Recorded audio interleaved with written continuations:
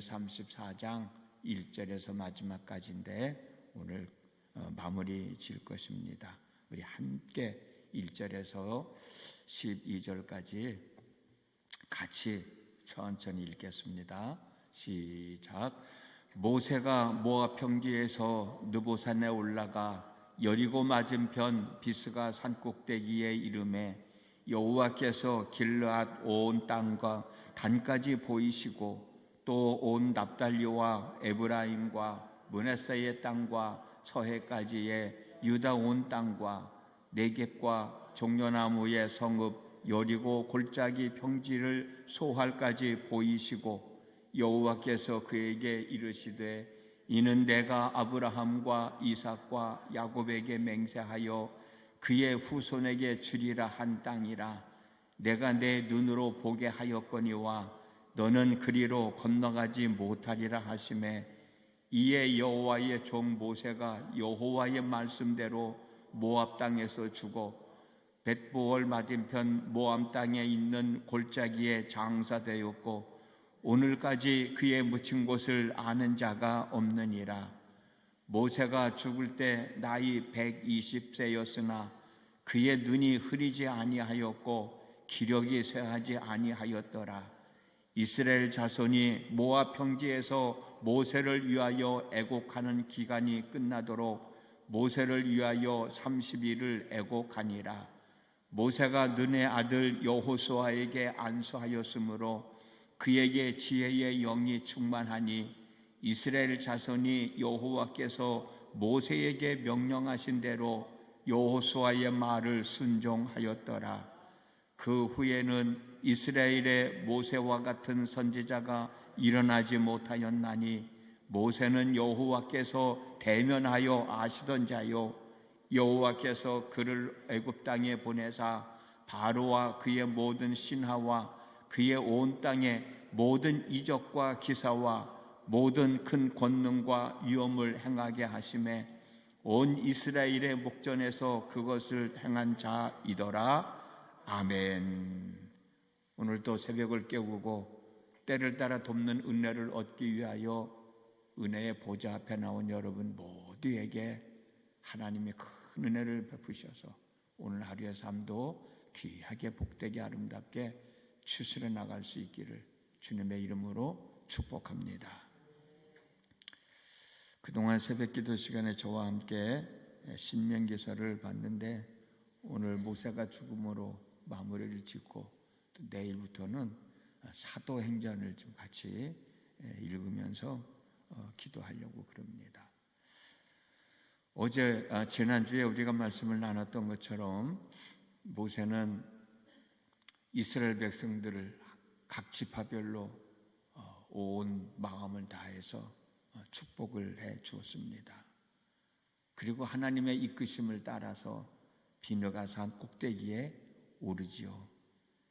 하나님은 산 꼭대기에 서 있는 모세에게 이스라엘 백성들이 들어가서 살아야 할 땅을 다 보여주십니다. 우리가 말씀 읽은 대로 다 보여주셔요. 지금 모세가 바라보고 있는 땅은 모세는 들어갈 수 없는 줄 뻔히 알고 있죠. 들어갈 수도 없고 밟아볼 수도 없다는 사실을 알고 있습니다. 그 땅을 바라보는 것만으로도 어쩌면 모세는 지금까지 내가 하나님의 부르심을 받고 40년 동안 이스라엘 백성들을 섬기면서 이스라엘 백성들을 여기까지 인도해 준 것들을 아마 되돌아보지 않았을까. 그러면서 스스로 내가 하나님의 뜻을 이루는데 함께 했다는 마음도 갖고 있었을 것이고 또 한편으로는 나도 저 땅에 들어가고 싶은데 못 들어가는 것에 대해서 안타까워했을 것이고 아니면 그 한 번 하나님이 용서해 주시지 그 한 번 잘못했다고 나를 저 땅에 못 들어가게 하시는구나 원망하기도 하고 불평을 했었는지도 모릅니다. 어쩌면 스스로 그래도 나는 후회함이 없는 삶을 살았다라고 고백하고 스스로를 위안하고 있었는지도 모르겠습니다. 어찌됐든 들어가기로 약속을 하고 들어온 땅이지만 들어가지 못하고 바라만 보고 모세는 거기서 죽습니다. 그리고 벳볼 맞은편 모압 땅에 있는 골짜기에 장사되었는데 오늘까지 그가 묻힌 곳을 아는 사람이 아무도 없다는 거예요. 그렇다면 왜 모세의 무덤을 아는 사람이 없을까? 본문 8절에서 9절 말씀을 보면 모세가 죽은 후에 이스라엘 백성들은 30일 동안이나 애곡했다고 했는데 모세의 뒤를 이어서 여호수아가 이스라엘 백성들의 인도자가 되었다고 했는데 왜 모세의 무덤은 없을까? 왜 모세의 무덤을 돌보지 않았을까? 궁금하지 않아요? 여기에 대해서 많은 사람들이 이런 얘기 저런 얘기 합니다만 두 가지만 소개해 드릴게요. 어떤 사람은 유다서 1장 9절을 보면 거기에 대해서 이 말씀이 나오는데 그 말씀을 근거로 해서 하나님은 이스라엘 백성들이 모세의 무덤을 신성시하고 섬길까 봐 하나님은 모세의 무덤을 알지 못하게 했을 것이다 라고 생각하는 사람들이 있어요. 왜? 이스라엘 백성들에게 있어서 모세는 참 대단한 사람이잖아요. 지금 모여 있는 사람들이 뭐 거의 다 출애굽 2세대들이지만 아마 부모에게부터 들었는지도 모르죠. 10가지 재앙을 일으켰죠. 홍해 바다를 갈라서 건너가게 했죠. 물이 없을 때 써서 못 먹을 때는 나뭇가지를 던지면 먹을 물로 바뀌죠. 반석을 치면 물이 나오죠. 그런 것들을 보면서 이스라엘 백성들은 모세의 죽음을 안타까웠을 뿐만이 아니라 그는 우리들에게 있어서 참 귀하고 소중한 사람이야. 위대한 사람이야.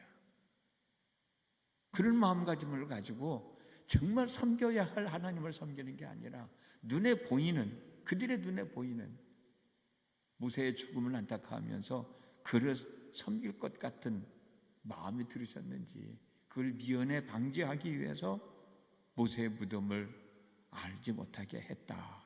그렇게 생각하는 사람도 있어요. 또 어떤 사람은 모세가 엘리야와 더불어 변화산에 나타나잖아요. 그것처럼 모세가 죽었지만 아마 에녹과 엘리야처럼 부활해서 에녹과 엘리야처럼 승천했을지도 모르겠다. 그렇게 또 이야기하는 사람도 있어요. 정확한 건 아니지만 왜 모세의 무덤이 없냐라고 하는 것에 대해서 이렇게 성경에 나와 있는 내용을 가지고 추측하는 사람이 있다고 하는 거예요.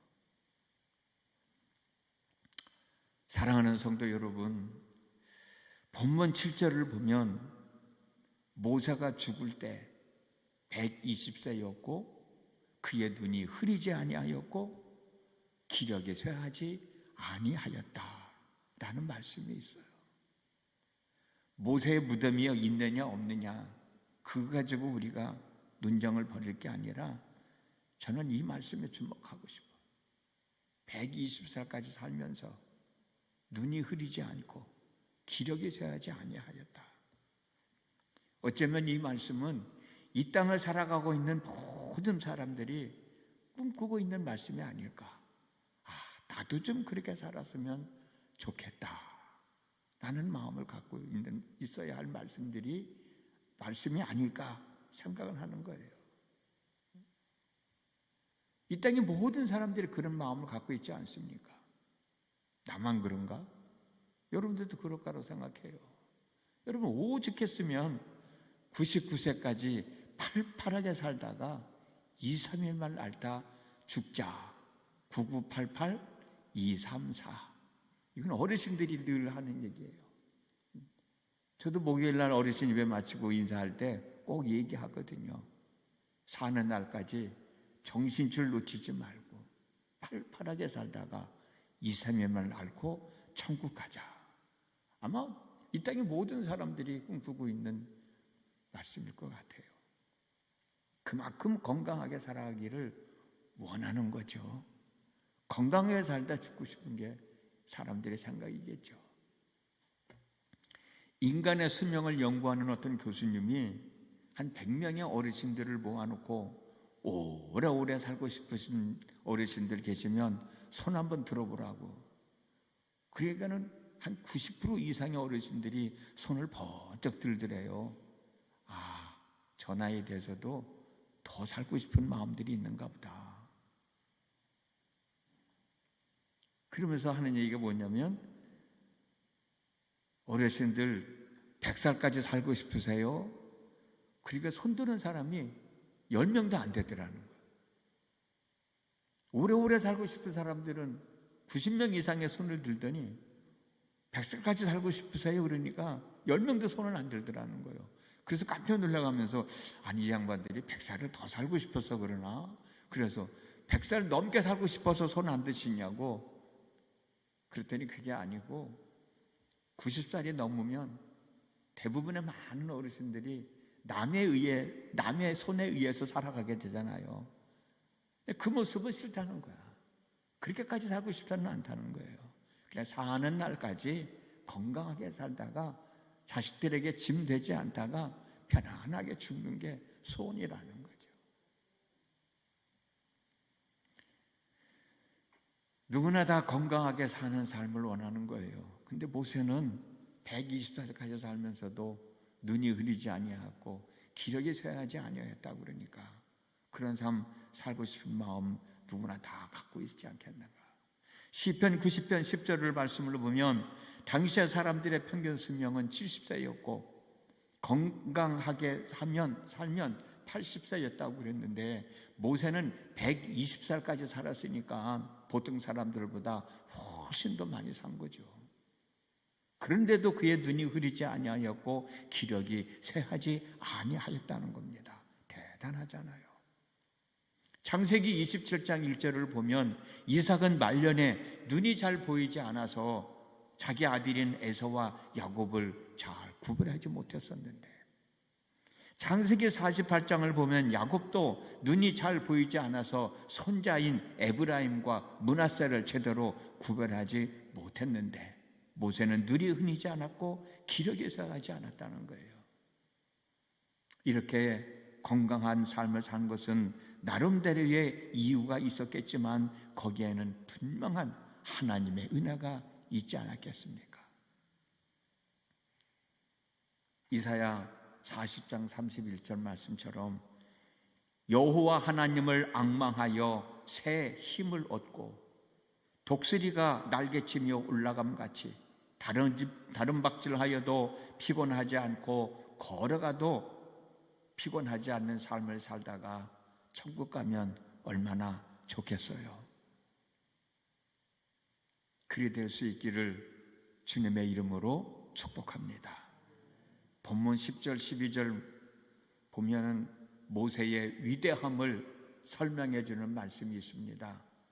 본문 10절에서 12절 말씀 같이 한번 읽어보겠습니다. 시작.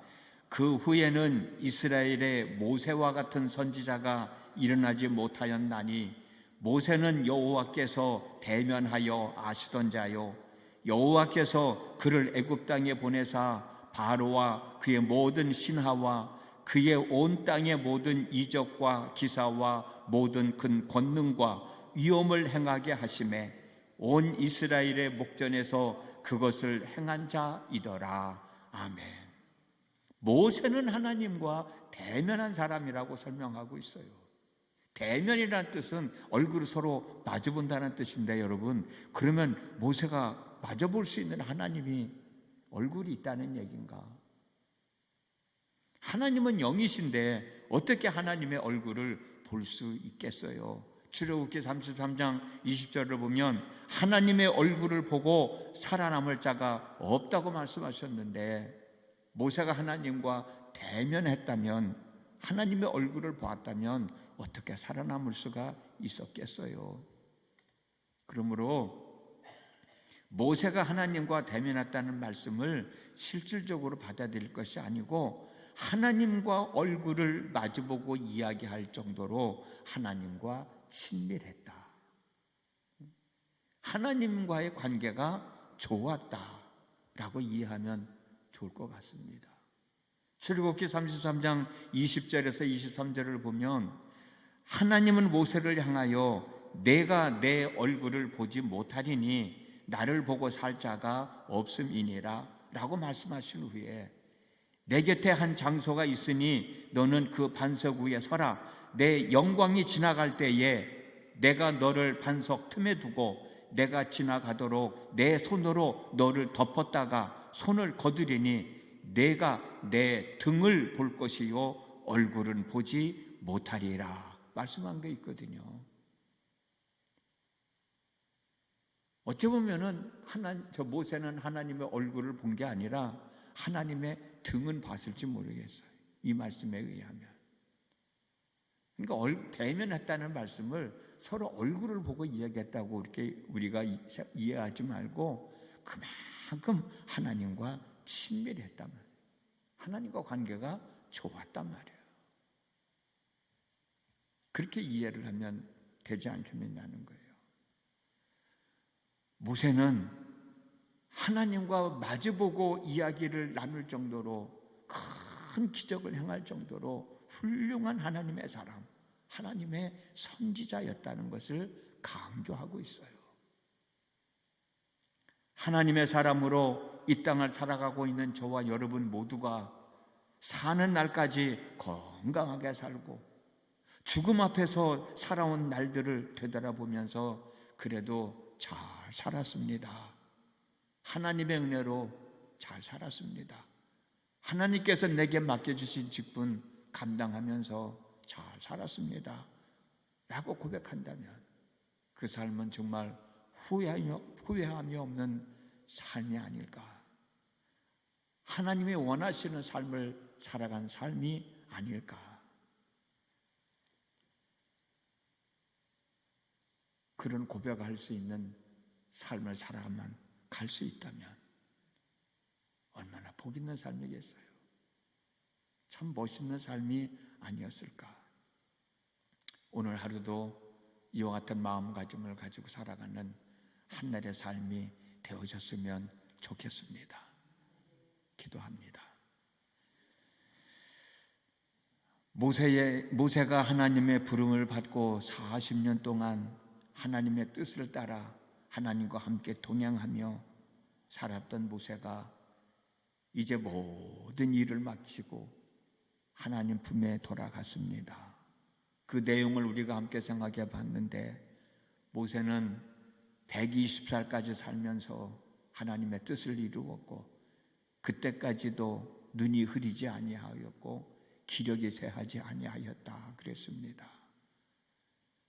살아가면서 사람이 아프고 병들 수밖에 없지만 그래도 모세는 건강하게 살았듯 저희들도 사는 날까지 건강하게 살다 하나님이 오라 하실 때 기쁜 마음으로 감사한 마음으로 하나님께 돌아갈 수 있다면 얼마나 복 있는 삶일까요?